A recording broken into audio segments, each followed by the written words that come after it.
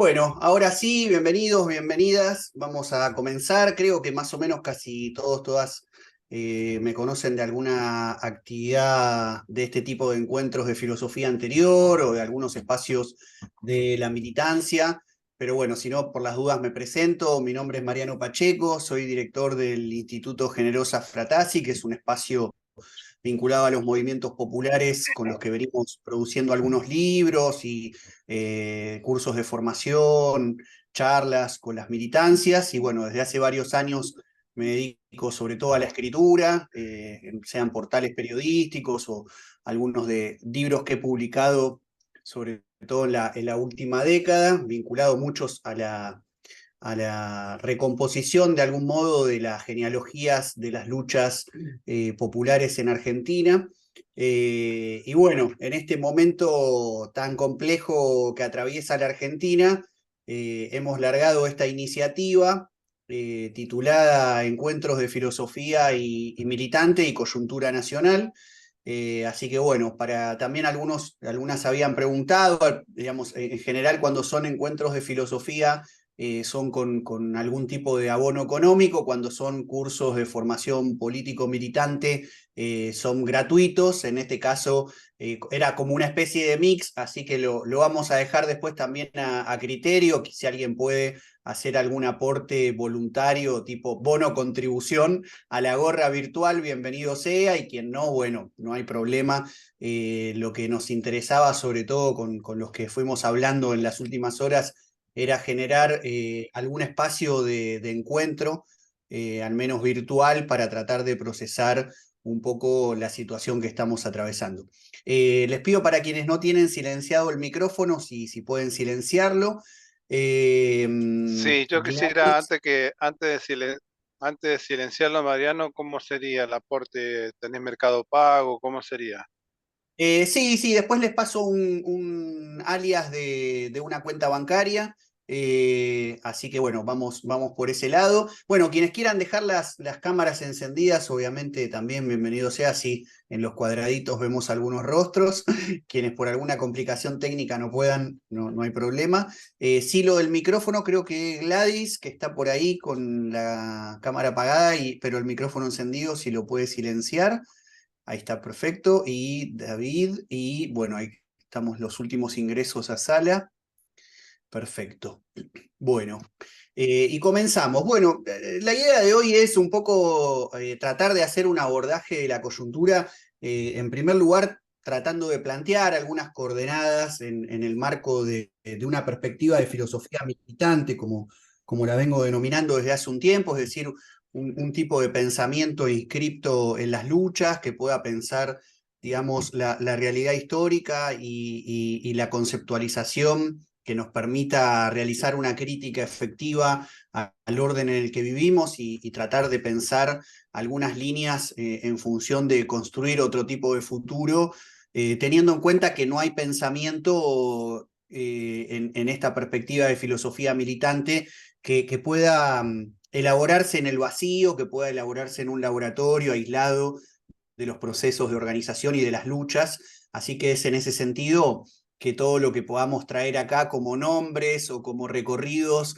en algunas cuestiones que tienen que ver con la historia de la filosofía es precisamente para pensar la coyuntura y no pensar la coyuntura en abstracto o de una especie de análisis neutral, sino claramente inscripto en lo que puede ser la puja por transformar esta sociedad en un sentido emancipatorio. Así que sé que hay como mucha ansiedad en el sentido de, bueno, qué es lo que nos está pasando en este momento en la Argentina posterior a las elecciones del domingo, pero así todo no quisiera dejar de recuperar algunos elementos que me parece que son importantes para tratar de delinear las coordenadas desde dónde pensar esa coyuntura. Así que bueno, les propongo hacer una primera intervención en ese sentido, recuperando algo de esa genealogía en sentido de una filosofía militante para luego comentar algunas cuestiones vinculadas a la coyuntura nacional postelectoral, digámoslo así, por eso después del balotaje era el título de este encuentro. Y bueno, y abrimos, si les parece, luego un momento de conversación, de preguntas, de comentarios, a partir de los cuales podamos tratar de pensar algo, ¿no? No solo compartir un poco esa situación en la que estamos quizás un poco azorados, ¿no? En esas mezclas, como decía en las redes cuando largué la convocatoria, ¿no? Que empieza a haber como una mezcla de tristeza, de bronca, de angustia, de ansiedad, bueno, de inquietud que no sabemos cómo canalizar, pero bueno, sin dejar al margen todas esas pasiones que nos atraviesan, obviamente, bueno, en este encuentro intentaremos tratar, si podemos pensar algo y ver cómo salimos adelante, teniendo en cuenta que este no es un ámbito que reúna personas con una homogeneidad ni territorial. Ahí, por lo que estoy viendo, se han conectado personas de distintos lugares del país, e incluso se habían anotado algunas compañeras, compañeros del Perú también, que quizás tienen ese ida y vuelta con la Argentina y también transitan con la misma preocupación la situación de estos días. Bueno, ahí se terminó de sumar alguna gente más, así que sí, ya finalmente largo. Bueno, lo primero que quería traer a nuestra conversación tiene que ver con un modo también de pensar los fenómenos políticos y voy a mencionar dos nombres fuertes, ¿no? que son de la historia de la filosofía política, dos emblemas con dos frases que me parece que pueden delinear algunas coordenadas. Son los nombres de Spinoza y de Marx, ¿no? Que sitúan de algún modo ahí una corriente del pensamiento de las izquierdas en el mundo, a partir de lo que puede ser pensar cómo los hombres, ¿no? Dice Spinoza, obviamente hoy diríamos los hombres, las mujeres, las existencias, con su diversidad humana en general, abordarlos como son y no como pretendemos que sean, ¿no? Al inicio del tratado político, Spinoza hace esta mención en referencia no solo a los políticos, sino también a los filósofos, ¿no? En esta idea de que muchas veces estamos como haciendo un análisis más desde lo que pretendemos que suceda que lo que efectivamente acontece y podemos críticamente pensar. Y el otro elemento, digamos, de la mano del planteo de Spinoza, ¿no? De este inicio del tratado político, de pensar entonces cómo las cosas, las situaciones, las personas efectivamente son, para desde allí operar una política que pueda transformar esa situación y no como quisiéramos que sean, le podemos agregar una frase emblemática, archiconocida de Marx, en el inicio del 18 Brumario de Luis Bonaparte, donde dice, ¿no? que la historia la hacen los hombres, nuevamente la humanidad, la experiencia humana hace una historia siempre condicionada por situaciones que no elegimos, ¿no? Algo de la herencia se impone a las condiciones históricas en las cuales inscribimos nuestra existencia histórica para operar algún tipo de transformación.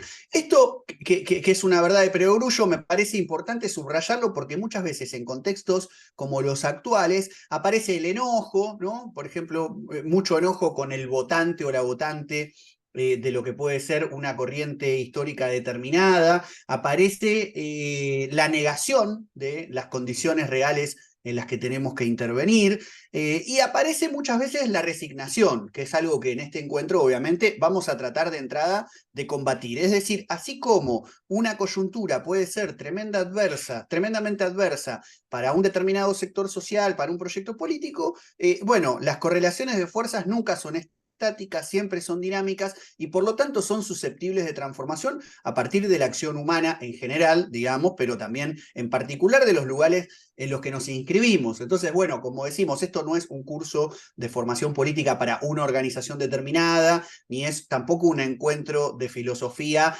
abierto a todo el mundo. Es un encuentro de filosofía militante para personas que más o menos tenemos una cierta sensibilidad, un pensamiento y determinadas prácticas, sean en la militancia social, en la dirigencia política peronista, de izquierda, progresista, etcétera, o alguna labor profesional vinculada a algún tipo de intervención social, con lo cual Bueno, la orientación de lo que pensamos que podemos cambiar, obviamente es en sentido emancipatorio, ¿no? Es decir, en transformar las relaciones injustas que estructura la sociedad capitalista con, ¿no?, sus dinámicas de explotación, de dominación, de alienación para las grandes mayorías. Entonces, a partir de eso es que quisiera compartir con ustedes unas breves frases que separé de un libro que me gusta mucho, que es un clásico, pero es un clásico mediado por un autor argentino, que es Sebastián Torres, de la provincia de Córdoba, así que no casualmente lo elegí,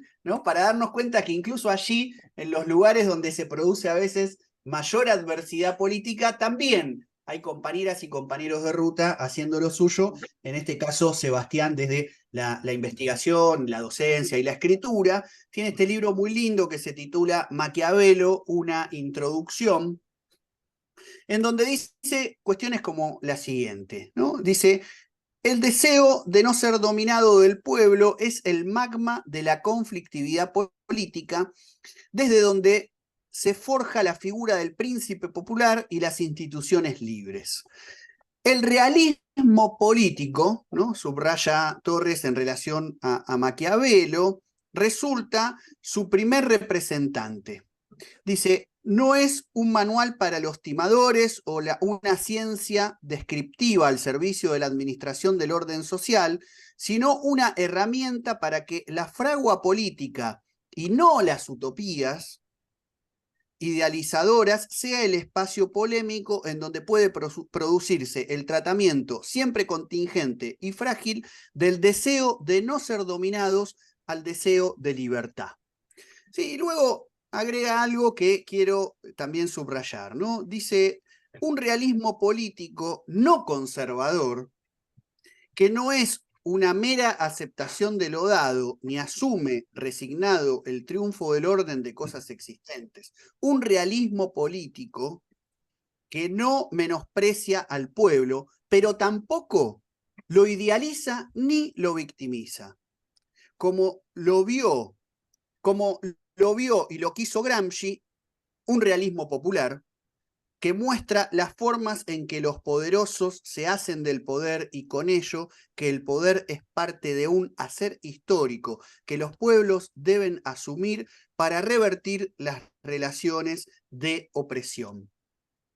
La igualdad, entonces, desde este punto de vista del realismo popular, de este realismo político maquiaveliano, resulta de un trazo en el terreno de las diferencias y de los desacuerdos.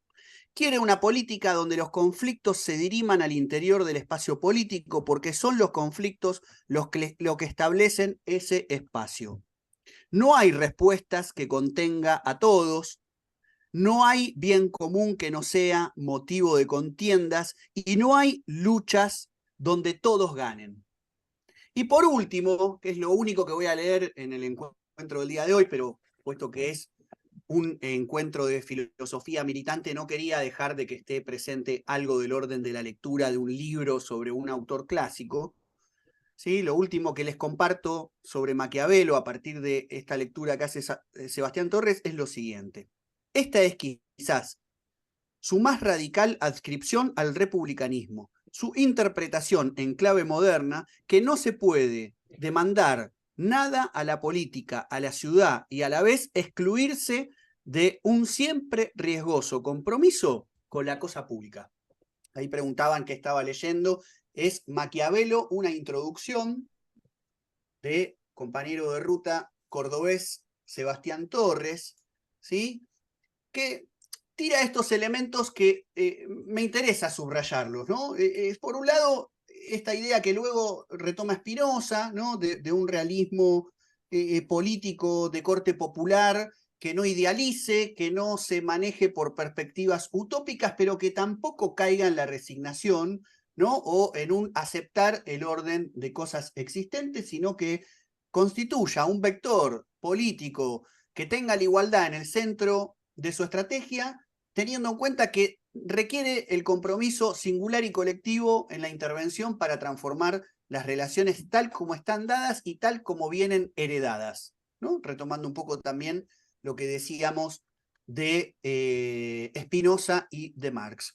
Nombra a Gramsci, ¿no? Autor fundamental con el que diferentes generaciones el último siglo hemos venido tratando de pensar estas cuestiones, quien de algún modo supo resaltar, entre muchas otras cuestiones, esta perspectiva de un realismo popular que implique, bueno, la vocación, digamos, de gestar un espíritu de decisión, ¿no? Es decir, de poder constituir un vector popular que intervenga en la lucha de clases, tratando de constituir una perspectiva propia, ¿no? Y que esa perspectiva propia tenga la vocación, ¿no?, de enlazar con una voluntad colectiva nacional y popular, decía Gramsci, que es la que permite en algún punto conectar los saberes y los análisis críticos de una posición de izquierda con aquellos elementos presentes en el buen sentir popular, ¿no? Es decir, que siempre, en toda situación de lo popular, anidan aspectos conservadores, incluso reaccionarios, y también dinámicas que son las que permiten pensar en eso que Marx llamaba, digamos, el comunismo como un movimiento, ¿no?, que pone en escena las contradicciones a partir de las cuales es posible pensar sin idealismos, sin utopías, un cambio efectivo de las relaciones de fuerza para contribuir a un cambio total y general de la sociedad, ¿no? En aquello que Gramsci decía, romper el corporativismo y que la clase, ¿no?, devenga Estado. Entonces, desde ese punto de vista es que nos posicionamos para analizar la coyuntura.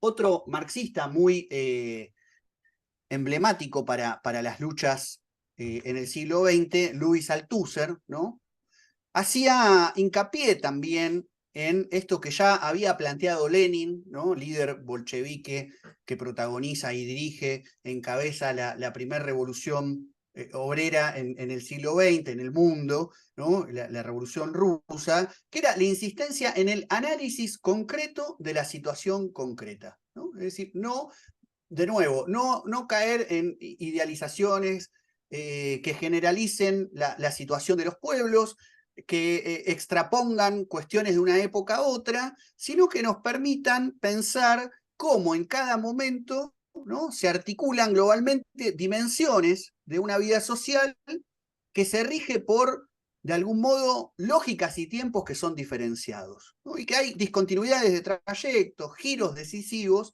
que son los que nos permiten poder establecer algo del orden de aquello que Althusser denominaba como la sobredeterminación, ¿no?, como ese aspecto que tiene una efectividad totalizadora en un momento determinado.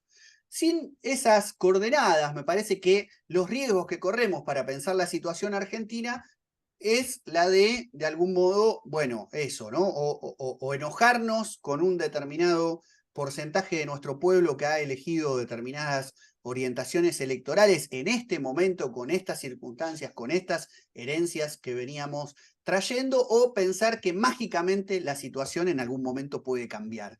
Mucho de esas ideas del pensamiento mágico circularon, ¿no?, en torno a el nacimiento de la experiencia de gobierno del macrismo, luego hacia el fin de esa gestión y el advenimiento de lo que fue la experiencia de gobierno del Frente de Todos, encabezada por Alberto Fernández como presidente y con Cristina Fernández de Kirchner como vicepresidenta, y muchas de esas soluciones mágicas que no tienen en cuenta el análisis concreto de la situación concreta empiezan a aparecer en estas horas, ¿no? Por ejemplo, las equiparaciones de una eventual crisis económica y social del gobierno de Milei y el 2001, ¿no?, algo que también pasó durante el macrismo, o la dictadura del 76 al 83 y estas variantes neofascistas contemporáneas, etcétera, etcétera, ¿no? Entonces, de allí es que estas advertencias nos obliguen de algún modo a tratar de romper ese tipo de esquemas dogmáticos y pensar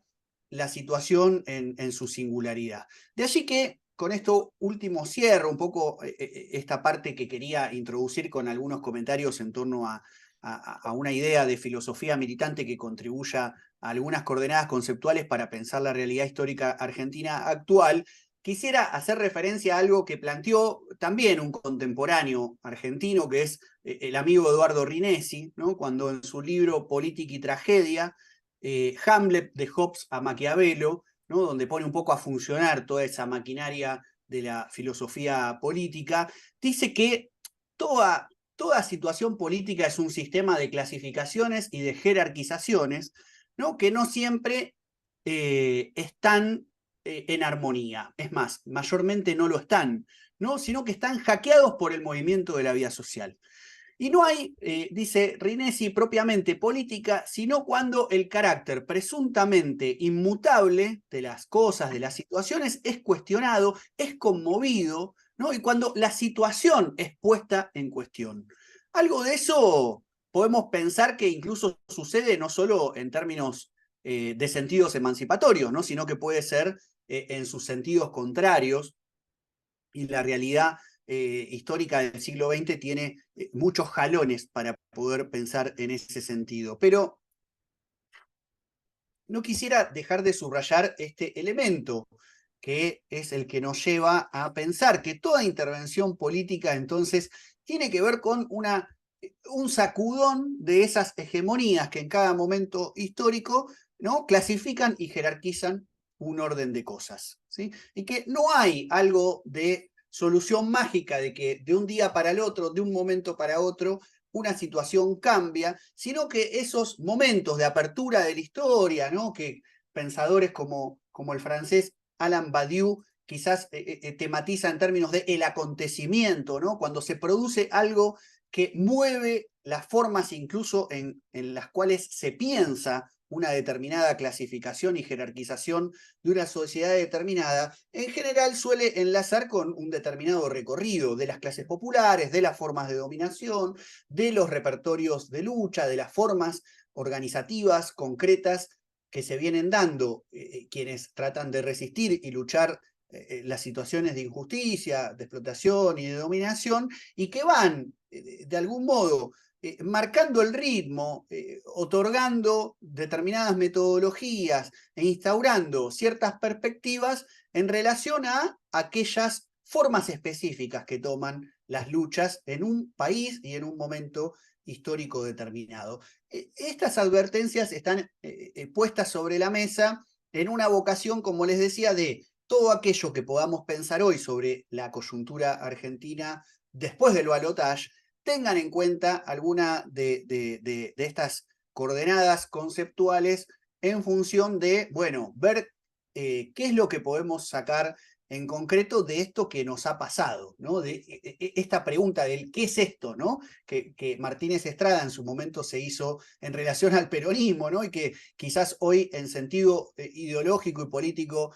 contrario podríamos hacernos nosotros, nosotras, en relación a esta situación de la coyuntura argentina que produce una elección que otorga unos resultados horas antes de que se conmemore el Día de la Soberanía Nacional en Argentina, ¿sí?, con un presidente como Milei y una vicepresidenta como Victoria Villarruel, que van a asumir un 10 de diciembre, día en que se conmemoren los 40 años de la democracia, ¿no? O sea que ya para arrancar tenemos como estas cuestiones de fechas, ¿no?, que nos ponen los pelos de punta, digamos, como se dice popularmente, en relación a qué de los derechos humanos, qué de la democracia, qué de la soberanía nacional, etcétera, etcétera, se está poniendo en juego en este momento fundamental. No me parece menor el hecho de el aniversario de los 40 años de democracia, de este ciclo de 4 décadas, que hoy seguramente no tendremos tiempo para abordar en profundidad, pero que me gustaría poner también en relación a las coordenadas de lo que viene pasando en la Argentina en los últimos tiempos. Entonces, ¿qué es esto, ¿no? ¿Qué ha sucedido con la elección? Bueno, en principio podemos decir que aparecen algunos elementos de sorpresa y muchas otras cuestiones que eran esperables, ¿no? Muchas cosas se estuvieron diciendo, escribiendo y poniendo a circular en redes sociales en estas horas, ¿no? Evidentemente, un primer elemento de sorpresa que podríamos poner sobre la mesa y luego charlamos a ver si efectivamente tenemos una coincidencia en eso o no, pero es la cuestión de la diferencia de votos que supo sacar la fórmula prolibertaria, podríamos decir, ¿no? Con también Mauricio Macri y Patricia Bullrich como parte central de ese armado. Es decir que ni siquiera las encuestas más favorables daban ese sentido de cantidad de votos, ¿no? Las más quizás que se acercaron daban entre un 5 y un 6%, ¿no? No un 11, casi 12. Ahí aparece un primer elemento que podemos inscribir también en relación a lo que fue el momento del debate, ¿no? Televisivo, donde aparece como claramente algo del orden de las razones, ¿no? Que daban una inclinación a lo que podía ser el proyecto encabezado por Sergio Massa, ¿no? Pero bueno, también está la realidad de que es el Sergio Tomás, como me gusta decir a mí, ¿no? El Sergio Tomás es el candidato a presidente y el Massa es el ministro de Economía, de una situación de 140% de inflación y 40% de pobres, ¿no? Es decir, que tenemos una Argentina que luego del macrismo y luego de la pandemia mundial y luego de la sequía, es decir, podemos ir sumando capas, ¿no? De dificultades, así todo es evidente que no pudo resolver algunas de las cuestiones elementales de lo que implicó incluso su contrato electoral en 2019. Pero bueno, esa situación de trabajo no registrado ampliamente expandido en la sociedad con sus niveles de precarización, de pobreza al punto de que hay franjas de la clase trabajadora asalariada, es decir, que trabajan y perciben un salario cada mes que están bajo la línea de pobreza, la crisis política que implicó la rencilla permanente en las corrientes del Frente de Todos, el propio Massa como figura que aparecía quizás como aquel que estaba en mejores condiciones para tratar de disputar esa compleja situación electoral, pero que de algún modo también venía de una serie de vaivenes en su propia trayectoria política, ¿no? Frente Renovador, ciertos vínculos con sectores de un peronismo más conservador, incluso en su momento con Mauricio Macri, luego con Cristina, con la Cámpora, es decir, que aparecía como una figura que era de algún modo cierto caldo de cultivo para aquel emblema de los libertarios, que es el de la casta, ¿no? Esta idea de algún modo trabajada fuertemente por el progresismo o cierta izquierda española, ¿no? En torno a Podemos, que tiene que ver con un cierto sector enquistado que hace de la política más que una herramienta de transformación o una idea de accionar colectivo, en donde cada experiencia permita en su trayectoria singular hacer alguna especie de trabajo comunitario o servicio hacia el resto de la población, se transforma en una perspectiva de. Raza, sí come bien, chupa bien. Bueno, tenemos ahí si se puede silenciar. Eh, bueno, seguimos. Ahí hay como entonces un primer elemento, que son los de la sorpresa, por un lado, y los de algo del orden de lo esperable, ¿no? Que era, bueno, que gran parte de los votos de Patricia Bullrich y de otros sectores del PRO e incluso del radicalismo fueran de algún modo vía Mauricio Macri a el respaldo de la fórmula de Milei y Villarruel. Lo que estaba en duda, obviamente, era la cuestión de los votos radicales, ¿no? Que se habían de algún modo partido en las discusiones de la coyuntura, e incluso de algunos sectores del PRO, como pueden ser los de Larreta, y un sector amplio de indecisos, de gente que no había a votar, que en los últimos días, de algún modo, se podía presuponer que iban a votar por Sergio Massa, incluso más allá de Massa, incluso más allá del peronismo, en esta contraposición entre las razones que puede esgrimir un proyecto así y, digámoslo, el espanto que producía de algún modo esa situación que se concentraba en Milei, pero que era expresión de una situación social más amplia, ¿no? Que ya podía verse como caldo de cultivo durante la pandemia, durante el gobierno de Mauricio Macri, la proliferación de microfascismos e incluso en el último tramo del gobierno de Cristina, que recordemos parece que quedó allá lejos y hace tiempo, pero que tuvieron una serie de expresiones ya de movilización callejera, ¿no? De cacerolazos, bueno, y de una cuestión también muy virulenta contra la propia figura de Cristina.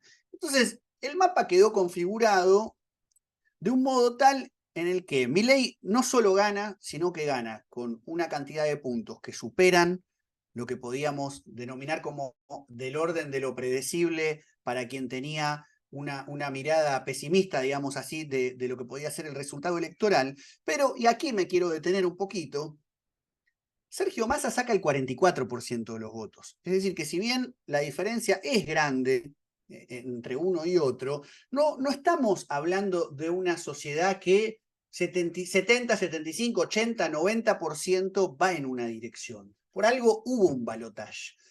Esto lo subrayo, después charlamos un rato, si quieren abrimos un poco la ronda, a ver cómo la vienen viendo ustedes o qué cosas han conversado o visto en estas horas, pero a mí me quedó una cierta sensación de que en muchas personas aparece algo del orden de un pesimismo extremo, como si la sociedad, o empieza a hablarse de el pueblo, la sociedad argentina eligió tal cosa, ¿no?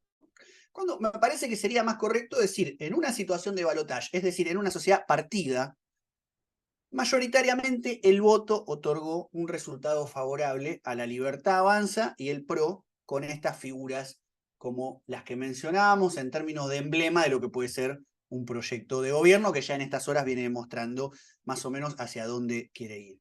Ahora, el mapa institucional, voy a tomar 2 o 3 elementos para mencionar de la coyuntura, como para tenerlos como índices del análisis. Y es el siguiente, ¿no? Que ya lo habíamos visto con la elección anterior, más allá de la elección a presidente. ¿Cómo queda conformado el Congreso, por ejemplo? ¿No? Es decir, que en principio Milei, como ganó las elecciones y con un espacio también como el del PRO, debería poder pasar por el Congreso determinadas iniciativas de gobierno. Claro que puede no hacerlo, ¿no? Pero en caso de no hacerlo, es mayor la legitimidad que un importante sector de la sociedad tiene para poder movilizarse en búsqueda de su impugnación, de su reversión, de su cuestionamiento.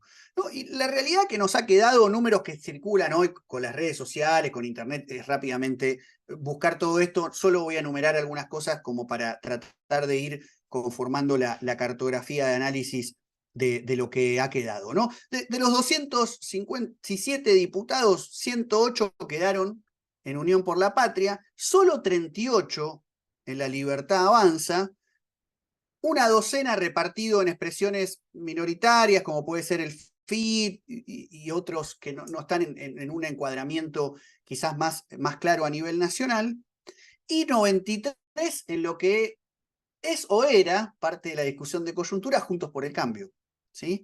Ahora, dentro de esos 93, no es un bloque homogéneo que permitiría que junto con los 38 diputados de la Libertad Avanza tener quórum y aprobar determinadas leyes. Tenemos sectores del radicalismo que ya claramente han planteado que no van a ser parte de esa propuesta de gobierno. Hay que ver qué sucede con algunos sectores más díscolos, digamos así, del propio PRO, que quizás ahí podemos tener menos expectativas en ese sentido, pero me refiero a un sector radical más del tipo Lustó, ¿no? Etcétera, que puede quizás tener planteos más cercanos a lo que ya ha planteado la coalición cívica, por ejemplo, que ya directamente se ha desmarcado de esa situación.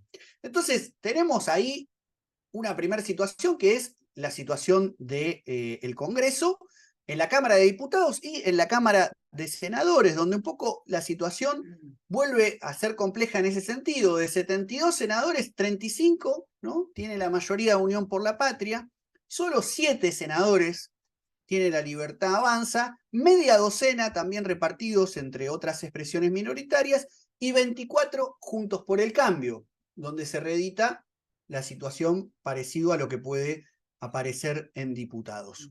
Entonces, ya tenemos ahí una primera cuestión, ¿no? Que es la situación en el orden de lo institucional, diríamos de una democracia liberal, parlamentaria, representativa, etcétera, que, bueno, tiene ciertas reglas del juego y la situación puede llegar a ser no tan desfavorable, ¿no? Claro, alguien podrá decir así, ya veo a alguna gente amiga acá en la pantalla pantalla poniendo alguna cara. No nos sorprendería que incluso hasta propios puedan terminar votando cualquier cosa, ¿no? Bueno, ahí hay un trabajo para hacer, que es la revisión de las posiciones que han tenido diputados y senadores en los años recientes respecto de algunos momentos emblemáticos de la situación política argentina. Pero tenemos esa primera situación.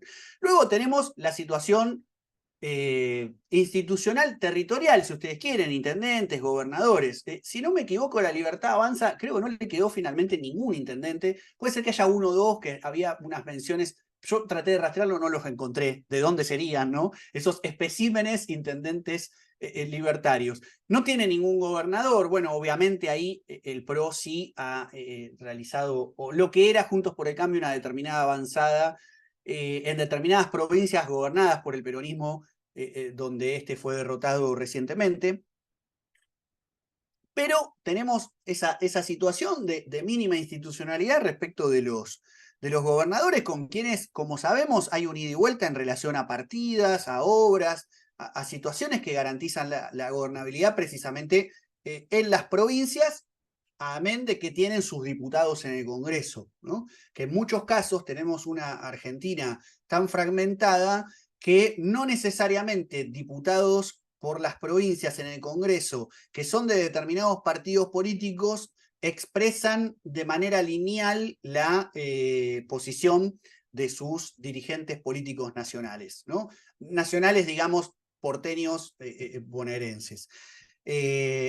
Entonces, es un tema, ¿no? Para ver. Ahí alguien dejaba un mensaje también, ahora vamos a ir sumando los aportes.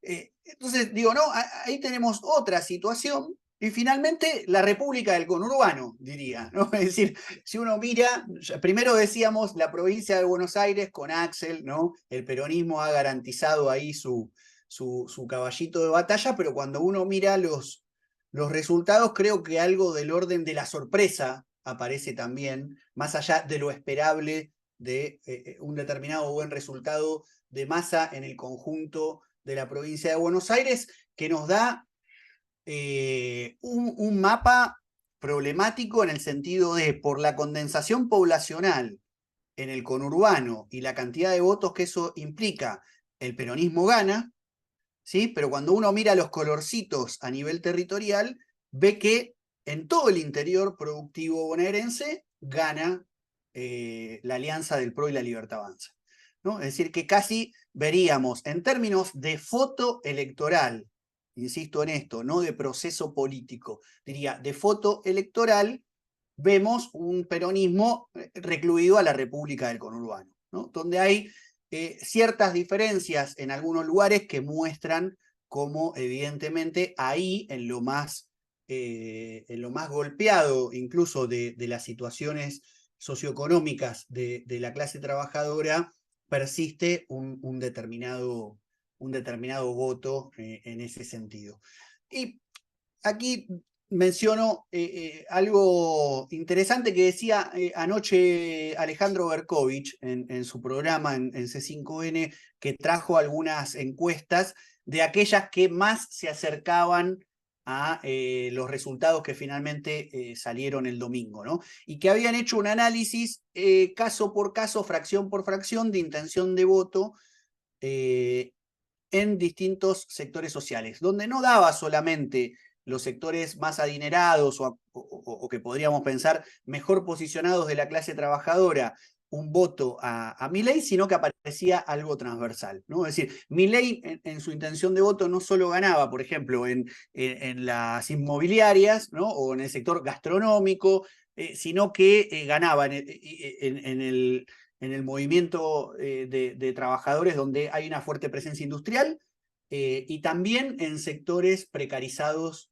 de esta nueva clase trabajadora, ¿no? Es decir, que era el empleo público y el precariado, digamos, la base de sustento del peronismo. El resto de sectores, transversalmente, aparecía una mayor intención de voto en la Libertad Avanza, en el PRO, bueno, en estas figuras.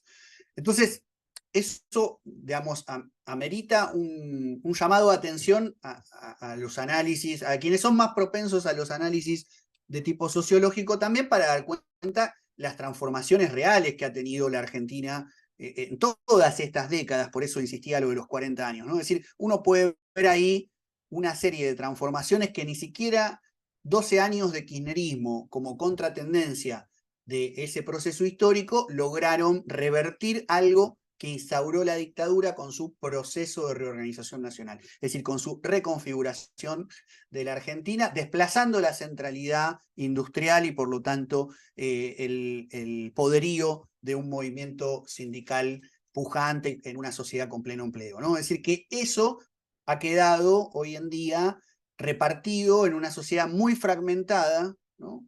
Que le complica al peronismo la posibilidad de constituir ahí una base social más homogénea para pensar cualquier tipo de proyecto, teniendo en cuenta que además, como decimos, estamos ante un peronismo bastante recluido a la República del Conurbano. Algunos datos alarmantes, ¿no?, de la situación electoral, para ir haciendo un poco este ida y vuelta entre una situación más estructural y más coyuntural. Córdoba, 74% de los votos. Provincia de Buenos Aires, como decimos, bastante partido, ¿no?, en relación al resto de la provincia que no es el conurbano. Mendoza, 71%, Santa Fe, 62%. Y otras provincias como San Juan, San Luis, Neuquén, Entre Ríos, oscilan entre un 60 y casi un 70%. ¿No? San Juan 60%, San Luis 68%, Neuquén 60%, Entre Ríos casi 66%. ¿Sí? Es decir que la complejidad de la situación actual en una Argentina fragmentada, ¿no?, donde toda política nacional se encuentra con la dificultad de procesos electorales provinciales y gobernadores que están pensando, obviamente, en su sobrevivencia en términos territoriales y no de proyecto nacional. Eso después podemos hasta replicarlo a nivel de intendencias, ¿no?, en esta centralidad del territorio en la reconfiguración de la Argentina, nos dan como resultado un trabajo complejo de un peronismo que luego va a reordenarse en función también de esta gran derrota, ¿no? Es decir, cómo encuadrar nuevamente una perspectiva nacional popular con un peronismo fragmentado, derrotado, donde hubo casos como los de Juan Schiaretti en Córdoba, ya no solo continuó su tradición de antikirchnerismo, sino casi que podríamos pensar de antiperonismo explícito, ¿no? En un Sergio Massa que obviamente no era complicado para Juan, como le dicen los cordobeses, poder tener algún tipo de apoyo, y sus compromisos con este conglomerado pro-libertario han sido de lo más descarnado, me parece, de la situación de análisis de las provincias. Entonces, como para ir cerrando un poco esta primera ronda de introducción a la cuestión, más allá de lo institucional, y ahí paso a lo que quizás me interesa más, ¿no? Quizás lo dejé para lo último por eso, que es, bueno, ¿qué es lo que se viene? ¿Cómo pensamos que podemos posicionarnos frente a eso que se viene? Ya hemos visto en estas horas la cuestión de evaluación, ¿no? Precios, salarios, es una tríada que va a estar en el centro de la escena de un modo muy complejo, porque las situaciones no son lineales, ¿no? Es decir, ya estamos viendo también el blindaje mediático de los medios hegemónicos, donde la operación está muy clara, ¿no? Es decir, se disparan los precios, se viene una devaluación profunda, se pulverizan los salarios porque Massa es el responsable con el kirchnerismo de todo el desastre que ahora tiene Javier Milei como papa caliente para asumir su gobierno, ¿no? Hoy, antes de venir, minutos antes de conectarme con ustedes, veía en TN, o La Nación Más, ya ahora no me acuerdo, creo que era La Nación Más, uno de los periodistas diciendo claramente, la mayoría de la población argentina votó un sinceramiento. El sinceramiento es este. Así que no hay control de precios que valga, ¿no? Ya directamente habilitando a la situación de la disparada de precios. Pero esto, como si fuese poco, debe sumársele, digámoslo así, el miserabilismo progresista de los medios, ¿no? Que de algún modo estaban inscriptos en una vocación por el triunfo de Sergio Massa. O sea, están de algún modo fortaleciendo aquella posición que tuvieron los primeros meses del gobierno de Mauricio Macri, que es empezar a mostrar todo lo malo que hay, que está, lo malo que se viene, etcétera, etcétera, con una catarata que yo no sé hasta qué punto no son conscientes el nivel de desmoralización, ¿no? De pesimismo y de parálisis que genera en sus espectadores, ¿no? En sus oyentes, sus espectadores televisivos, etcétera.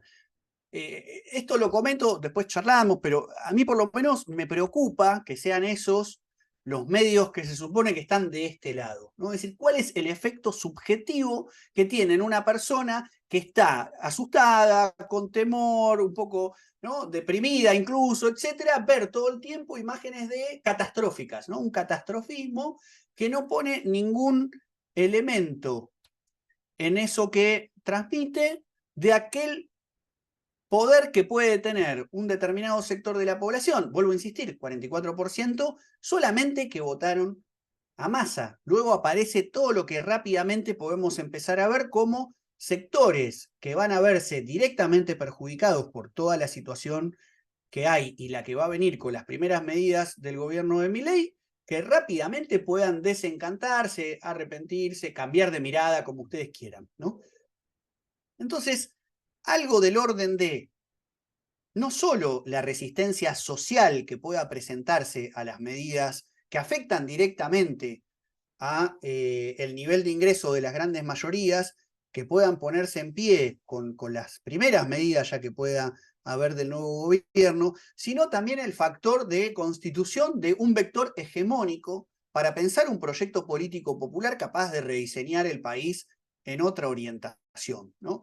Esto a mí me interesaba mucho subrayarlo, porque creo que hay una determinada lógica, muchas veces en las militancias, por ejemplo, populares o de organizaciones sociales, etcétera, que frente a un determinado poderío de gestión estatal, de política pública regresiva que pueda llevar adelante un gobierno, aparece como el chip exclusivo de la resistencia social, ¿no? Necesaria, fundamental, pero que no puede estar escindida, me parece, en esta etapa histórica, de los vectores de constitución de una nueva hegemonía popular. ¿En qué sentido? Si vos constituís un espacio, por más numeroso que pueda ser, de resistencia social en las calles, profundamente repudiado socialmente, estigmatizado por los medios de comunicación, no le veo otra salida que la represión abierta, indiscriminada, sobre esos sectores que van perdiendo legitimidad, incluso en la legitimidad de un reclamo que puede ser ampliamente compartido por otros sectores. Entonces, la relación entre resistencia social, ¿no? Vector de una nueva hegemonía popular, en perspectiva también de ir rediseñando un proyecto político de país a futuro que nos saque un poco del atolladero en el que estuvimos en estos últimos 4 años, le agregaría un tercer elemento que creo que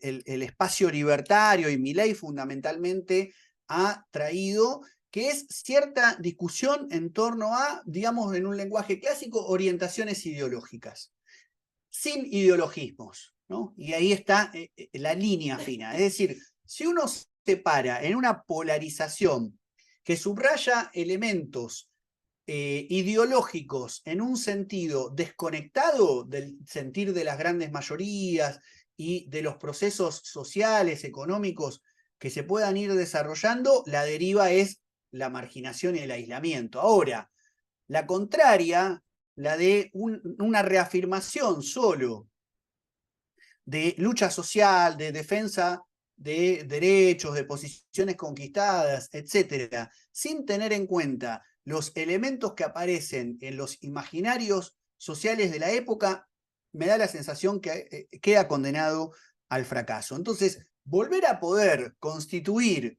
algunos lineamientos en torno a cómo pensar la nación, cómo pensar la función del Estado, cómo pensar la democracia, etcétera, etcétera, aparecen a la hora de poder discutir ya no solo en redes sociales, sino en lo que empieza a ser una disputa cuerpo a cuerpo con las personas con las que se trabaja, se estudia, se comparte el barrio, etcétera, etcétera, ¿no? Es decir, que al nivel de burradas que muchas veces se dicen como posiciones lúcidas y hasta doctas, ¿no?, de los sectores libertarios, deberíamos los sectores populares con perspectivas emancipatorias poder decir con mayor claridad algunas cuestiones en relación al Estado, al mercado, a la democracia, ¿no?, y a lo que implica un proyecto de nación. Y eso implica poder, de algún modo, elevar la vara, digamos, en el sentido que decíamos de, bueno, volver a poder discutir más política a nivel popular y masivo, volver a relacionarnos de un modo más amable con instancias que salgan del inmediatismo, ¿no?, de las situaciones cotidianas más urgentes para poder dejarle espacio a este tipo de discusiones. Es decir, que no deberíamos contraponer tan rápidamente la urgencia de la pulverización de los salarios, de los aumentos de precio, de las condiciones de precarización que produce la situación de devaluación, sin discutir también estas otras cuestiones, ¿no? Me parece que ahí habría algo empobrecedor de los sectores que estamos de algún modo ya previendo la resistencia que se viene a las nuevas medidas y nuestra intervención en la coyuntura si nos anclamos solo en los elementos económicos y sociales. Porque por otra parte, la crisis de representación y la crisis generalizada que atraviesa nuestra sociedad nos muestra cómo esas posiciones corporativas luego, ¿no?, son repudiadas en ese microclima de la vida cotidiana en donde todo aquello que suena a organización, ¿no?, con sentido sólido, posiciones de determinados dirigentes defendiendo determinados derechos, etcétera, es rápidamente estigmatizado, ¿no? Si no hay capacidad a la vez de enunciamiento hegemónico, ¿no? Es decir, no peleo solo por esto para mí, aunque ese para mí sea un colectivo, ¿no? Volver a instaurar la discusión sobre lo común, sobre la cuestión de los destinos de la nación. Entonces, bueno, para ir cerrando un poco y abrir a la charla, a la conversación, diría eso, ¿no? Me parece que estamos en una situación muy compleja, muy complicada, donde la situación socioeconómica, social, evidentemente entramos en una etapa que se viene, donde materialmente vamos a estar muy complicados, pero tenemos la base de sustento de ese 44% de la población, e insisto, más todo el porcentaje de personas a las que se puede interpelar ni bien empiece a verse, ¿no?, complicada su vida cotidiana, en función de defensa e incluso conquista en pequeña escala de derechos en el marco de la lucha reivindicativa, de rediscusión de un sentido hegemónico de los sectores populares en la conformación de un proyecto político capaz de discutir una propuesta de país, y de elementos más de tipo ideológicos que tienen que ver con la cancha que ha marcado este sector político, que puede ser ampliamente negativa desde un punto de vista, pero por otro lado puede ser muy propicia, ¿no? Es decir, que han vuelto a poner palabras, términos en la discusión pública que al menos a mí me parece que sería interesante tomar. Por ejemplo, el de libertad. Digo, ¿no? ¿Por qué resignarnos a no hablar de la libertad, o a que la libertad es aquello que hoy plantean los sectores libertarios, ¿no?, siendo que es parte de las tradiciones emancipatorias de la modernidad, digo, desde libertad, igualdad, fraternidad en la Revolución Francesa, hasta la patria libre, justa y soberana en el peronismo, ¿no?, o los procesos independentistas latinoamericanos en el siglo XIX y las luchas antiimperialistas en el siglo XX. Entonces, bueno, me parece que hay algo ahí de una resignación o de una situación de parálisis en la que quizás muchas personas tienden a caer en estas horas, que es necesario revertir no con voluntarismo, sino con posiciones efectivamente críticas, realistas en el análisis, y que puedan otorgar líneas de acción concreta en los lugares en los que cada quien se mueve, que obviamente en un espacio como este es muy diverso, ¿no?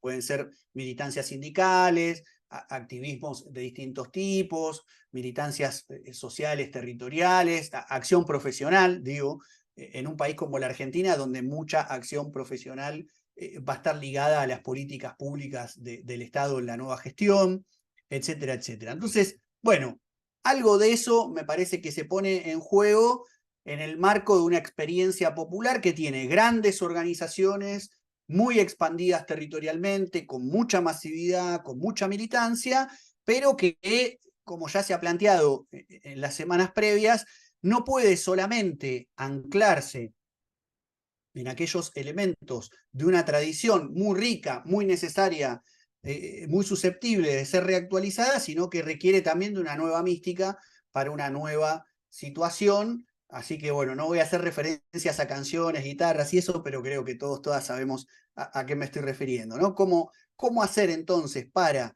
tomar aquellos elementos de una larga historia que nos permitan repensar críticamente la situación social, teniendo en cuenta las potencialidades y las limitaciones de un momento histórico muy diferente al del 2001, de un momento muy diferente a los de la dictadura militar del 76 al 83 y su salida en esos primeros años de este ciclo democrático. Bueno, tengo como un montón de otras cosas dando vuelta acá, estoy mirando los apuntes que tomé en el cuaderno para compartir con ustedes, pero no quiero extenderme más, puesto que empezamos un poquito más tarde y ya vamos casi una hora de conexión. Eh, Así que nada, esto como una primer cuestión para compartir con ustedes y si les parece abrimos quienes están allí del otro lado de la pantalla. Acá somos un grupo también que nos hemos reunido para hacer este mix. Así que bueno, quien quiera tomar la palabra, bienvenido sea. Alguien levantó una mano pero no tiene nombre, dice Sun, Epec, ahí está. Héctor, yo soy Héctor Carletti de Rosario. Ah, Y, bueno, ¿cómo y, el- andás, Héctor? y este Zoom, no sé, me lo metieron ahí desde de la Universidad de Ingeniería acá.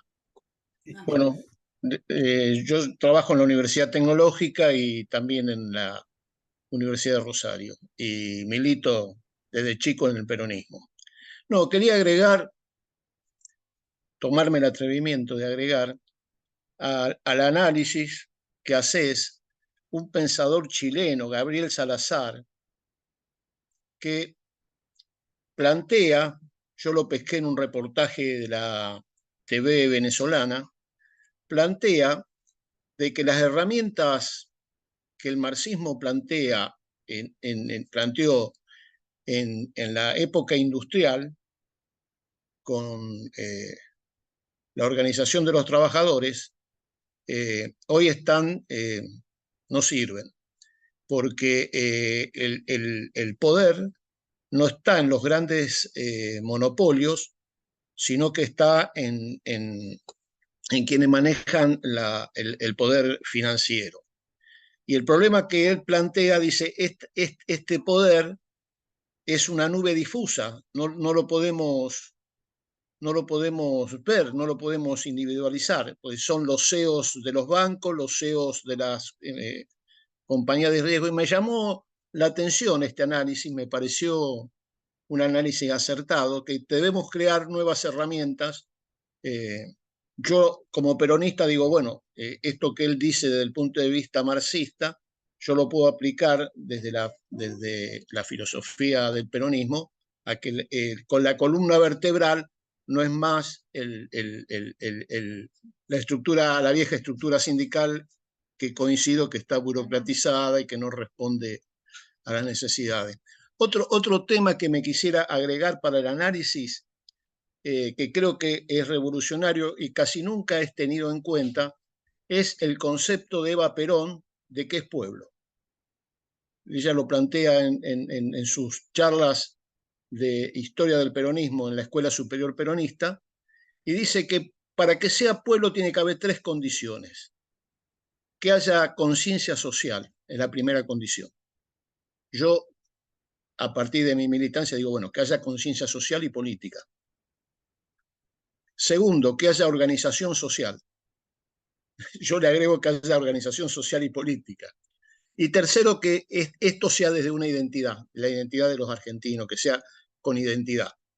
Y si esta es una categoría de análisis, para mí importante. ¿Por qué? Porque dice, si no tiene esas tres condiciones es masa, y la masa es manejable. Entonces, hemos tenido en nuestra elección 45% de pueblo y 54%, no sé cuánto, 55% de masa. La pregunta es, si el enemigo es difuso, ¿cuáles son las herramientas? Es decir, yo creo que individualizar el enemigo es importante. Y cuáles son las herramientas que se vale el enemigo para combatirnos, que son también herramientas difusas y que se basan, creo yo, a partir de mi poca experiencia, en estudios que se hacen, que se están haciendo en universidades de allá del norte, que lo denominan guerra cognitiva. O sea, someten a los pueblos a la desinformación. Ahora son todos planeros, son cosas que vos decís, y esto, loco, ¿cómo puede ser que piensen esto? ¿De dónde sacan esto? ¿No? Es tan ilógico que piensen así, son antivacuna, qué sé yo, son anti... No. Creo que entonces el tema de esta realidad que estamos sometidos, de la guerra cognitiva, que separa a la gente vía la televisión, vía los medios, como bien lo planteaste, lo saca de la realidad, ¿no? En general, yo creo, conversando con la gente, porque voy al barrio, he ido acá a los barrios pesados de Rosario, como Villa Manuelita, Barrio Tablada, a militar, retomar los contactos para trabajar, para no perder esta elección. Y los que votan a Milei no saben a qué votan. Algunos dicen el voto bronca, otro, creo que hay múltiples factores, yo no termino de poder definir los que han llevado al voto, pero sí estoy seguro que el grueso de los votos no saben a qué votan. Y creo que se vienen épocas muy difíciles para el pueblo argentino. Creo que vamos a tener que militar mucho y resistir mucho, no sé bien todavía cómo, para lo que se viene, que va a ser como lo de Macri, pero mucho más rápido. Entonces esto a mí me pone, y coincido también de que lo que buscan es entristecernos, desmovilizarnos, y bueno, yo me levanto todos los días y en mis relaciones trato de mandar un mensaje optimista en el sentido de que, muchachos, empecemos a militar en serio para formar conciencia política y social en nuestro pueblo, para que nuestro pueblo tenga organización política y social y siempre de una identidad. En esto me gustaría nombrar a Amelia Podetti, la filósofa argentina, que planteó el tema de la periferia. Somos un país periférico, muchachos, estamos lejos y nos están usando creo yo, los poderes internacionales de campo de experiencias. ¿Qué sé yo? Bueno, Agradezco bueno, la palabra y bueno, le agradezco haberme invitado a participar de esta reunión. bueno, muchas gracias. Ahí me anoté varias cosas que planteaste. Si les parece, abrimos a las distintas intervenciones y después finalmente retomo y les hago alguna evolución más colectiva sobre los distintos planteos. Así circula un poco la palabra. Bueno, no sé quién más. Bueno, de acá también, los que están acá de manera presencial. Alguien que quiera preguntar algo, comentar, intervenir. David levantó la manito. ¿Qué tal? ¿Qué tal, Mariano? ¿Qué tal, Mariano, compañeros? No, quería retomar lo que comentaba el compañero recién, ¿no? De la cuestión de pueblo. Lo de Vita ahí en las clases que da en la Escuela Superior de Cuadro es fundamental, lo que habla de pueblo. Y emparentándolo con otro marxista latinoamericano, que era Fidel, ¿no? Que decía que cuando hablamos de pueblo, si hablamos de lucha, es esa gran masa irredenta que todos ofrecen y que todos le engañan, ¿no? Y que aún tiene, y aunque aún anhela una patria mejor y digna y más justa. O sea, desde lo latinoamericano, ya sea desde un nacionalismo popular como el peronismo, o un nacionalismo popular que asume el marxismo en Cuba, tienen las mismas andariveles a la hora de pensar que en América Latina, como un todo, está inconcluso nuestra real independencia. ¿Por qué digo esto, no? Y traigo de alguna forma a emparentar la categoría pueblo con la categoría tiempo, que no es más que un equivalente de la distancia en acción, decía Scalabrini Ortiz. Porque si uno lo ve en perspectiva corta, sí, es abrumador, ganó un tipo que es de la embajada, ¿no? O como uno quiera decirlo. Pero la otra propuesta, que es la que de alguna forma representaba a Massa, ¿qué perspectiva de futuro les estaba proponiendo esa Massa irredenta? ¿No? De alguna forma, aunque suene contradictorio, el Massa llevó adelante una campaña en términos defensivos, ¿no? En el sentido de no votes a Milei porque va a hacer tal cosa, no votes a esto porque va a hacer tal otra, y parecía como pegábamos retrocediendo, ¿no? Como si pegáramos hacia atrás. Y el otro, por más que proponga cosas a veces irrealizables o que van en contra mismo de la población que lo votó, proponía cosas nuevas, locas para nosotros, pero bueno. Y en ese sentido uno tiene que, como militante, tenemos que elevar la mirada y ver que esto no es algo del momento, sino que viene de una perspectiva larga, digamos. ¿40 años de qué? De esta democracia. Ahora, democracia real, desde mi punto de vista, hubo entre el 46 y el 55. Después hubo otras cosas, a veces grandes destellos y paréntesis en una guerra larga entre lo popular y los poderes fácticos, pero si uno lo ve en estas perspectivas no es tan abrumador, digamos, el pueblo genera sus propios organismos de resistencia, de creatividad, y puede pensar salidas comunitarias. Creo que la clave está por ahí, no asustarse del momento, no ver el árbol, sino ver en perspectiva grande toda la pelea latinoamericana y cómo hay, esto a veces lo que decía Linera, ¿no? De las olas que van y vienen, ¿no? Cómo van rompiendo más cerca a veces de la costa, y que bueno, ya tendremos revancha. Estará en nosotros poder conmover los corazones y la mente de los humildes, ¿no? Mucho más de lo que ha hecho, bueno, Javier. Buenísimo, David. Ahí se entrecortó un cachito, pero creo que se entendió, se escuchó bien. Bueno, no sé si alguien más quería plantear algo. Si no, retomo algunas cosas por acá.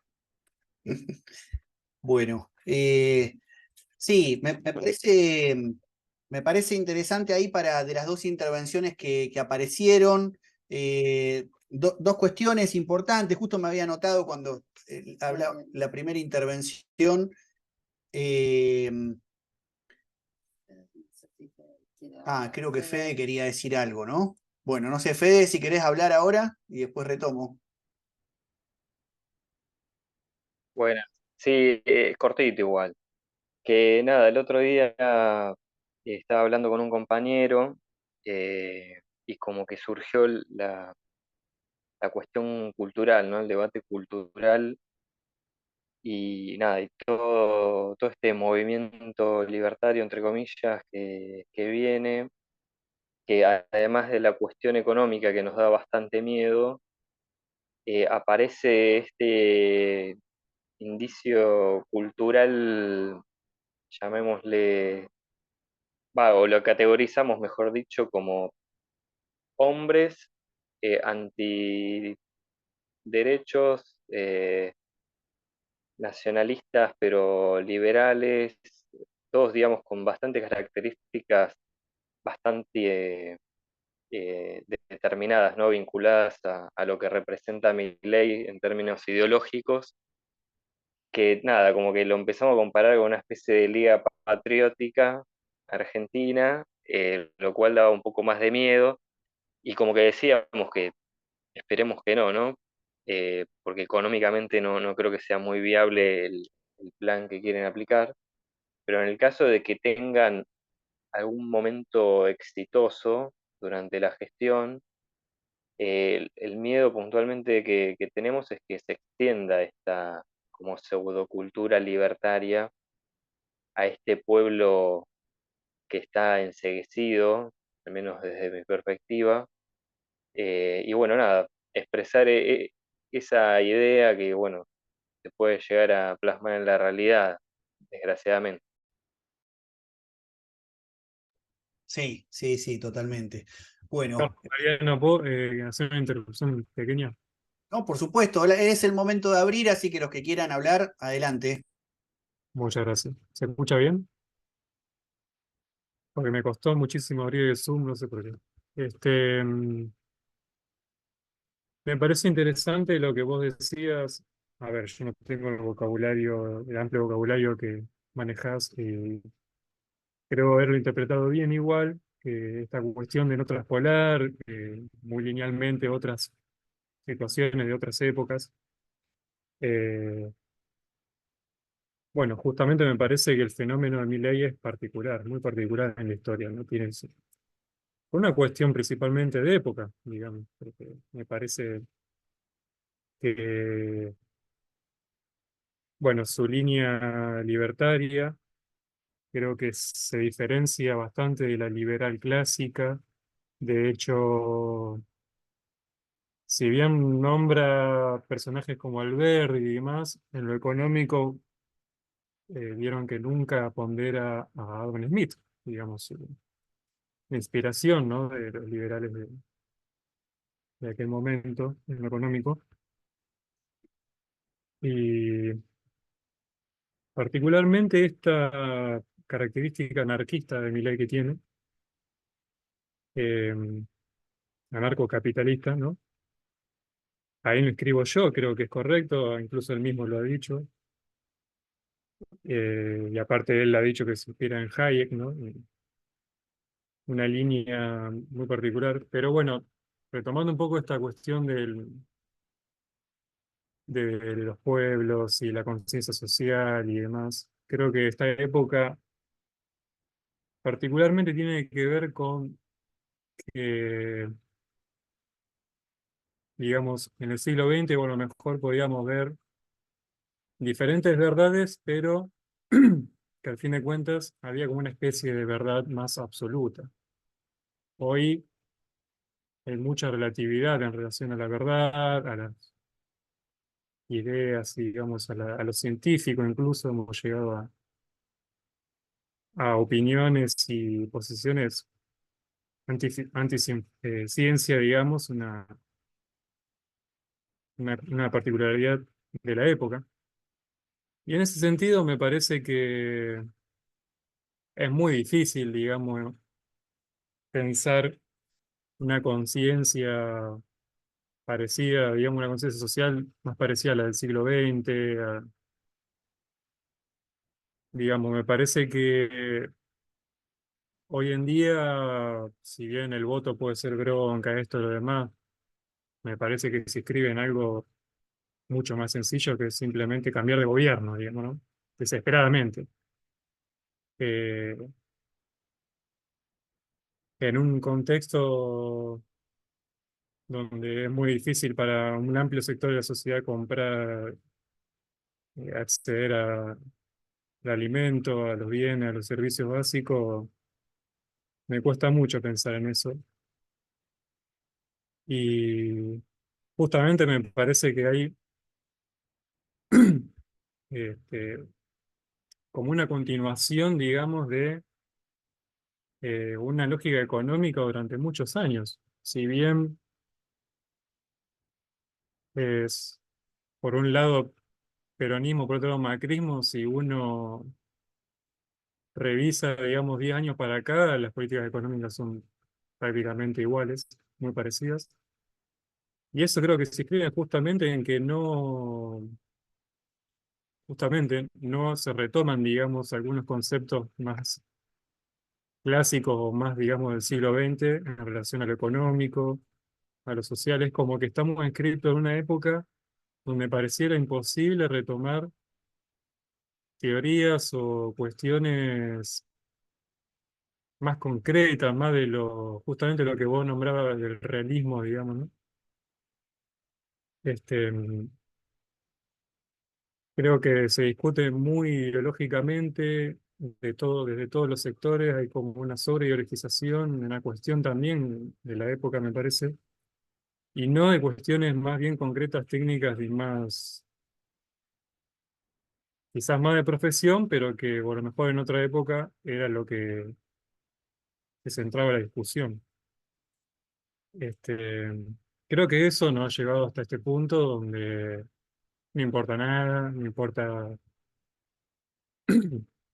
para dónde fue un gobierno, dónde fue el otro, yo quiero cambiar el gobierno y punto, digamos, me importa tres carajos lo que viene. Creo que eso es lo que me han dicho muchos votantes de mi ley, digamos, no, es una cosa muy particular, muy cripta en esta época, por supuesto, y, y bueno, creo que bueno, lo mejor tiene que ver con esta cuestión de haber relativizado, no sé si doctrinas, sino más bien teorías sí, más clásicas y demás, y hemos llegado a un punto donde no hay, digamos, una idea concreta de para dónde hay que ir, digamos. Si bien me parece que la campaña rozó lo milagroso, digamos, porque realmente era para una derrota histórica ya en las generales, pasamos a ser parte del balotaje, eh, y eso tiene que ver con el candidato, que la verdad que para mí en el contexto fue muy bueno su campaña, su dar vuelta, digamos, siendo el pasado, mirar para el futuro y Milei lo puso a Milei en una posición de siendo el futuro, llevándolo todo el tiempo a discutir cosas del pasado, eso me parece que un mérito del candidato, pero que justamente ya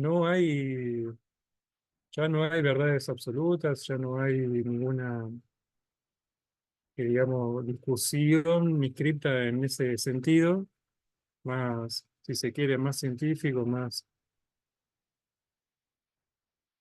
sí, más científicos, pero bueno, no sé cómo cerrar la idea, pero tiene que ver un poco con eso, me parece, con todo eso.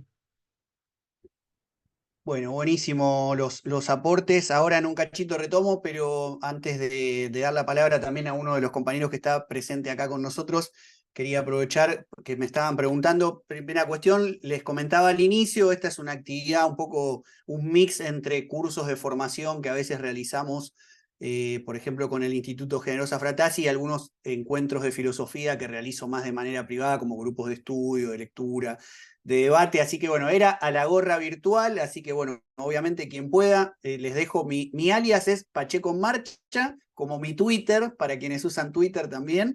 Después, si no, cualquier cosa me preguntan por las redes o por email, por donde se hayan inscrito, no hay problema con eso. La segunda cuestión, me estaban llegando las notificaciones que finalmente salió hace un ratito, mientras estábamos conectados, la nota que escribí para Revista Resistencias sobre la situación actual, así que para también, si no la conocen y no la siguen, para que lo hagan.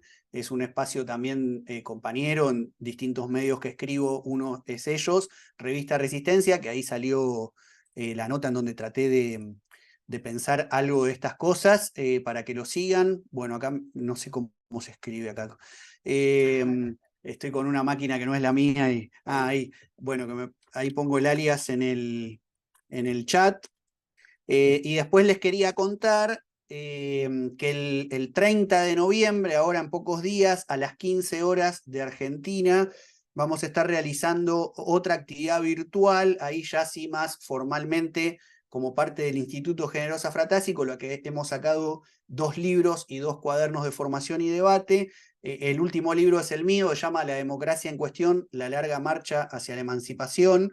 Y el segundo cuaderno de formación y debate es de Gabriel Rodríguez Varela, Psicopolítica de la vida cotidiana, apuntes militantes en tiempos de neofascismo, y vamos a estar conversando los dos autores con Natalia Romé, que es docente, investigadora, militante de aquí de Argentina, y David Cuella Pavón de México, que van a estar comentando los libros, y también vamos a estar haciendo el lanzamiento del Observatorio Silvia Berman de Psicopolítica y Salud Mental Popular, con esta perspectiva también de debate sobre la subjetividad a nivel más latinoamericano, por eso la presencia de David. Así que bueno, para extenderles la invitación, quienes se puedan conectar, y después vamos a estar compartiendo el video por las redes, también pueden seguir al Instituto Generosa Fratasi, y aprovecho el momento de chivo para darle la palabra a Gabriel, autor del cuaderno que vamos a estar presentando y quien va a estar coordinando el observatorio, que ahora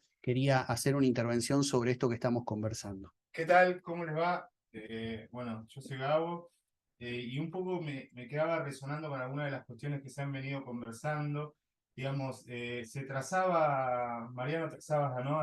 Al inicio de tu intervención, como un análisis, se quiere, ¿no? La propuesta de poder tomar en consideración como una multiplicidad de dimensiones en el análisis bajo la forma, ¿no? Del análisis concreto de situaciones concretas, o análisis de situaciones y de las correlaciones de fuerza, ¿no? Y dabas cuenta de una serie de estados de situación a nivel de las fuerzas, incluso como a través del conteo parlamentario, a nivel de las instancias gubernamentales, y me parecía como interesante poder también introducir en esa, como una de las dimensiones en juego, ¿no? Creo que alguien mencionaba algo en torno a, utilizaba el término guerra cognitiva, ¿no? En un momento retomando algo de la disputa por el campo de lo subjetivo como un territorio de politización, ¿no?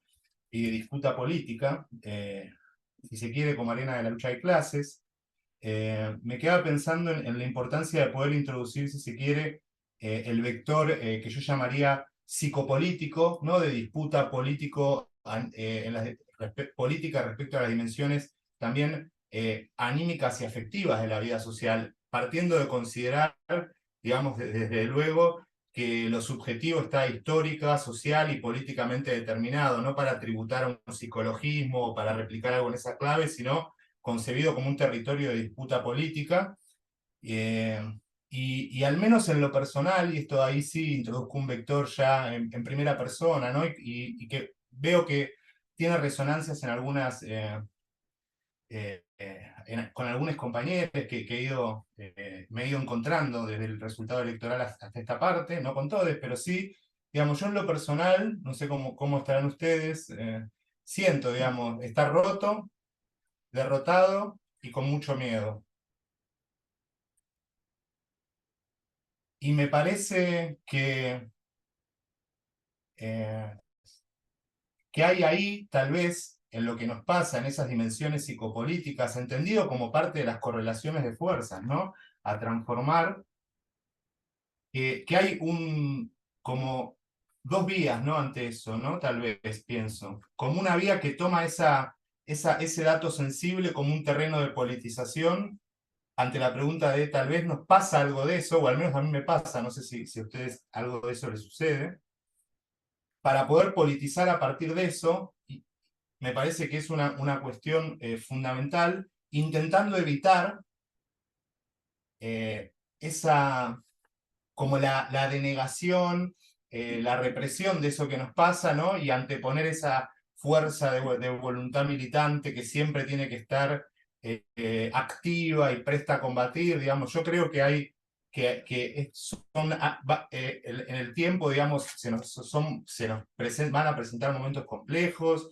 de lucha, de resistir, el desafío de cómo poder regenerar, ¿no? Vectores contrahegemónicos y demás, pero también pienso, ¿no? Sobre todo en estos días, como un momento de poder también conectar con eso que nos pasa en términos políticos, no para incurrir en un subjetivismo, en un intimismo, en un psicologismo, como con esas dimensiones afectivas que puedan ser tomadas en cuenta en el desarrollo de la política que nos demos, ¿no? Poder considerar esos vectores psicopolíticos de lo que nos pasa. A mí por lo menos esa tríada se me hace muy presente: rotura, me siento roto, derrotado y con mucho miedo. Y además, entre otras cosas, no sé qué hacer.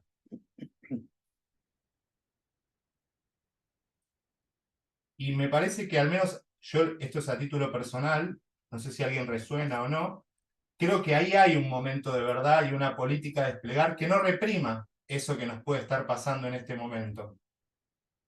Digamos, no sé qué hacer, tengo algunas certezas que son fundantes para mí, por ejemplo, como que la salida es colectiva, el participar en estas instancias, pero a ciencia cierta, ¿qué es lo que habría que hacer? ¿Por qué llegamos hasta aquí? La verdad que me excede por completo. Y transitar, y creo como un desafío eso, ¿no? Poder transitar esos afectos, eso que nos viene pasando a nivel psicopolítico, que pueda ser incluido, ¿no? En la construcción de una alternativa contrahegemónica para poder politizar el campo de lo afectivo, de lo subjetivo y no reprimirlo, ¿no? Como que habría que rápidamente, ya hoy, día martes, listo, ahora sí, vamos a resistir. A mí me sale como un tiempo, ¿no? De recomponernos psicopolíticamente y como un respeto también a ese tiempo. Eso nada más. Quería compartir que es una sensación político-personal. Bueno, gracias Gabo, también a los que han intervenido. Después igual los minutos finales que nos queden, si alguien quiere también retomar y decir algo. Yo en principio me fui anotando algunas cosas que salieron. Bueno, en principio, partiendo quizás de esto último, como para retomar un cierto hilo. Nada, agradecerles por la participación. Hay personas de la Patagonia, de Rosario, de Ciudad de Buenos Aires, del Gran Buenos Aires, del interior de la provincia de Buenos Aires. No sé si hay alguien más de alguna otra provincia, compañeros del Perú. Así que bueno, en principio este espacio que se ha generado, donde también las trayectorias de los recorridos son diferentes, por los que conozco y más o menos veo algunas caras también, hay militantes de organizaciones sindicales, militantes de organizaciones políticas y profesionales que quizás no están estructurados en una organización en particular, sino que hacen una intervención desde la docencia, la investigación o algún nivel de actividad laboral / profesional / comprometida con ciertos valores, etcétera. Así que bueno, me parece que este tipo de encuentros un poco también tienen esa riqueza. Y bueno, y en principio, por también lo último que decía Gabo, la posibilidad de poner en discusión colectiva, en abordaje colectivo, todas estas inquietudes, dudas, angustias, ansiedades, etcétera, porque un poco la recomposición psicopolítica, ¿no? También está íntimamente relacionada con el quehacer colectivo, ¿no? Es decir, ahí hay algo que siempre trabajamos, ¿no? Que no es que va a haber un momento donde me fortalezco mi persona para después eventualmente hacer algo, sino que recompongo mi fuerza psicopolítica en la medida en que estoy con otras, con otros, accionando de manera colectiva también y dando un espacio para la propia reflexión, para el propio análisis de la situación particular. Salieron un montón de cosas, quisiera sí retomar un par, porque me parece que estuvieron interesantes las intervenciones en relación a lo que ya veníamos conversando, que se enlazan.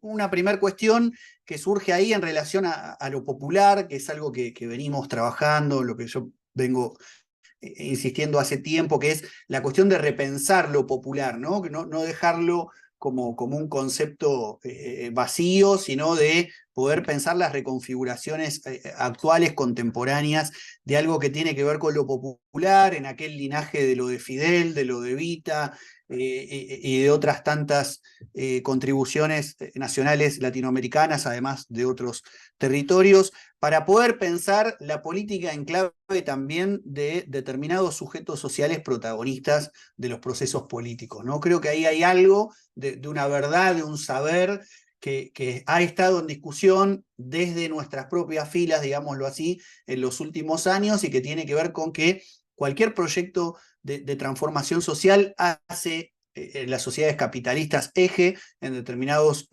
sectores sociales específicos. Entonces, ¿cómo repensar allí entonces algo de lo que en el peronismo se denominaba la columna vertebral, ¿no? Es decir, cómo pensar en una nueva columna vertebral, cuál es la realidad actual del mundo del trabajo, ¿no? Donde están trabajadores, trabajadoras asalariados, pero también están las experiencias que hoy se denominan de las economías populares, y también una gran franja que a veces no termina de entrar en ninguno de los dos grandes campos de asalariados, economías populares, que son todos estos nuevos fenómenos, ¿no? de trabajo con monotributo, de un poco en algún trabajo asalariado, un poco en la economía popular, un poco alguna cosa medio monotributista. Todo eso configura una sociedad muy fragmentada, que requiere un trabajo político y no solo un trabajo social, en términos de constitución de un sujeto de cambio, ¿no? De un agente capaz de viabilizar determinadas transformaciones, ¿no? Y ahí la cuestión de la conciencia, de la organización, de un proyecto, de determinadas identidades que se anclen también en determinadas perspectivas históricas, en momentos en donde todo aparece muy difuso, todo aparece muy desconectado del pasado y también muy desconectado de lo que los cuerpos colectivos pueden, ¿no? Creo que hay una operación muy de la época que es justamente esta tendencia a individualizar, a aislar, y en la medida en que no es posible llevar adelante una dinámica de composición de fuerzas, es muy difícil salir de esta situación en la que nos encontramos. Entonces, ahí aparece un poco la pregunta por el peronismo en la Argentina, por una perspectiva, si ustedes quieren, nacional popular, en términos más amplios, en América Latina, etcétera, que me parece que es un tema a retrabajar. Digo, ya en estas horas han surgido nuevamente los enterramientos del peronismo, ¿no? Digo, ¿cuántas muertes y resurrecciones ha tenido el peronismo a lo largo de tantas décadas, ¿no? Entonces, yo sería un poco más partidario de ser un poco más precavido en términos de cuestiones categóricas respecto de ahora el peronismo está muerto, ¿no? Digo, cuando las luchas sociales encuentran un cauce para rediscutir un proyecto de país, en los últimos años, las últimas décadas, ha sido de algún modo a través de algo que tiene que ver con ese horizonte que abrió el peronismo en 1945, ¿no? Es decir, que por más incluso luchas sociales que vayan por carriles que no tienen nada que ver con el peronismo, por ejemplo, el ciclo de lucha desde abajo del 96 al 2002, luego reencausa en perspectivas que tienen algo que ver con ese horizonte de lo nacional popular. Entonces, de la mano de la rediscusión de la columna vertebral, del sujeto de cambio, etcétera, que aparece en esas tradiciones, me permito agregarle también la cuestión de la perspectiva de transformación revolucionaria de las sociedades en las que vivimos, ¿no? En varias charlas hemos conversado acerca de este pasaje de lo nacional popular revolucionario a lo nacional popular democrático y feminista, ¿no? Yo creo en ese sentido que hay una ganancia, es decir, que la incorporación de un vector democrático en términos no de las democracias liberales representativas, ¿no? Que son las que rigen el sistema político de nuestros países, sino en términos de una cuestión sustancial de aquello que permite la composición de fuerzas en términos de un despliegue de mayor creatividad, de mayor fortaleza para el despliegue de aquellas cosas que sentimos, que deseamos, que pensamos, y la incorporación de una rediscusión en términos de la relación entre trabajo productivo y trabajo reproductivo, de la cuestión de las orientaciones de género, de cierta clausura de perspectivas más de tipo autoritaria, etcétera, al interior de los proyectos nacional populares, es una ganancia. Creo que ha sido una pérdida el abandono del horizonte revolucionario dentro de este tipo de perspectivas, que no necesariamente requieren hacer hincapié en la palabra, ¿no? Es decir, en esto también de los imaginarios que constituyen determinadas identidades, no necesariamente a veces algunos conceptos aparecen trabajados del mismo modo en la lengua política y en el habla popular. Es decir, uno puede no hablar de revolución y sin embargo tener presente una perspectiva revolucionaria en la construcción política. Y de la mano de eso me parece que va toda esta cuestión de lo cultural, que le podemos poner como título genérico, ¿no? En un mundo donde las emociones, las perspectivas de coaching, de autoayuda, ¿no? El cuestionamiento a verdades, a postulados científicos, etcétera, constituyen un sentido común muy complejo, ¿no? para poder abordar una lucha cultural que evidentemente, así como no puede pensarse el sujeto trabajador, sujetos populares del mismo modo que el siglo XX, así como no puede pensarse una perspectiva nacional popular de igual manera que se pensó en el siglo XX, etcétera, etcétera, tampoco pueden pensarse las luchas culturales por los imaginarios, etcétera, sin tener en cuenta estos elementos. Y ahí se abre un gran interrogante, ya no tenemos tiempo para abordarlo, pero en principio mi postura es que habría que ser cuidadosos de no pensar que en todo caso el error que estamos teniendo de este lado es no ser tan eficaces con los modos en que se expresan algunas posiciones de los campos que son enemigos declarados de cualquier proyecto de libertad, de justicia, de igualdad. ¿No? Me refiero a los usos de redes sociales, a la cuestión de la posverdad, ¿no? A esta cuestión del coaching, etcétera, etcétera, porque el riesgo es caer en armar maquinarias ¿no? de coaching, de terraplanismo, de cualquier cosa, pensando que así entonces conquistamos más voluntades para este proyecto. Creo que ahí hay algo más serio de crisis de la situación en la que nos encontramos que requiere retrabajar sobre el sentido común, teniendo en cuenta los usos de nuevas tecnologías, las dinámicas, ¿no? que aparecen como fenómenos epocales, pero atendiendo a la relación que eso tiene con determinados valores, con determinadas perspectivas político-ideológicas, etcétera, etcétera. Entonces, puedo, sí, sí. disculpa, que tiene que ver con esto que vos planteás. Desde nuestro punto de vista del peronismo, hemos perdido la brújula en el sentido de que nuestro partido es una mala réplica de otros partidos, cuando nosotros deberíamos hacer hincapié que somos un movimiento. Y Sí. esto, digamos, es un tema para profundizar mucho, que es la diferencia entre la forma partido y la forma movimiento. Donde en la forma movimiento hay una democracia social importante y hay una organización distinta a la de la forma partido, donde los dirigentes tienen que rendir cuenta. Bueno, lo dejo ahí picando. Picando picante.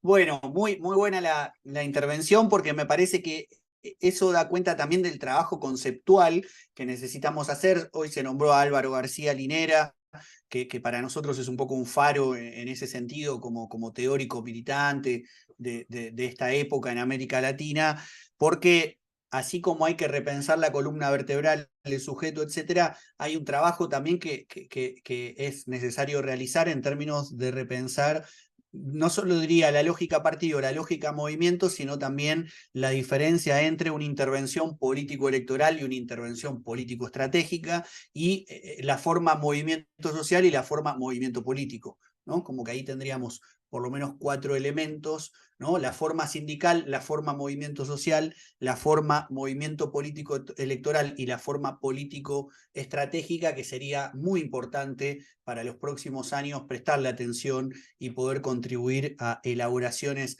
más situadas, teniendo en cuenta nuestra historia política y cultural en Argentina, en América Latina, y también teniendo en cuenta los nuevos fenómenos, las nuevas dinámicas en las que nos encontramos. En ese sentido, creo que sin dejar de compartir con ustedes, nada, obviamente, cierta sensación de tristeza, de asombro, bueno, de temores por lo que pueda venir, etcétera, etcétera.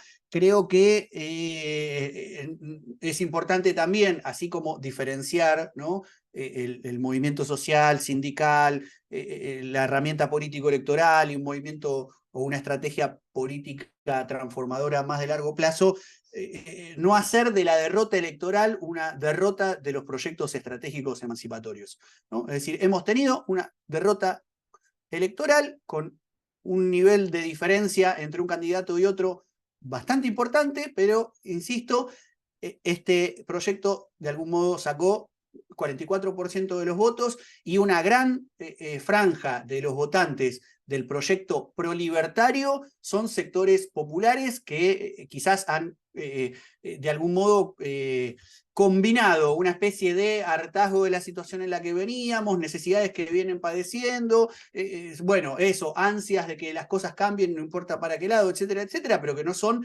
enemigos declarados de un proyecto popular emancipatorio, ¿no? Que es otra de las cuestiones que aparecen como riesgo en la coyuntura actual, es decir, pensar que tenemos como enemigos históricos de los proyectos emancipatorios en Argentina hoy a un 55% de la población. Creo que sería no solo desatinado, sino exagerado pensarlo en esos términos. Hay una persistencia de proyectos políticos, organizativos, sociales, culturales, etcétera, que tienen una larga trayectoria en la Argentina, que son las que nos permiten también pararnos para resistir de un modo en el cual quizás incluso en otros países hermanos no se está en condiciones de frenar avanzadas de estas perspectivas de derecha, que son perspectivas también internacionales. Entonces, bueno, me parece que hay algo ahí que tiene que ver con volver a repensar formas de intervenir que dejen en claro posiciones, ¿no? De posiciones de valores, de perspectivas ideológicas y políticas, etcétera, sabiendo que, de nuevo, hay un trabajo en términos de,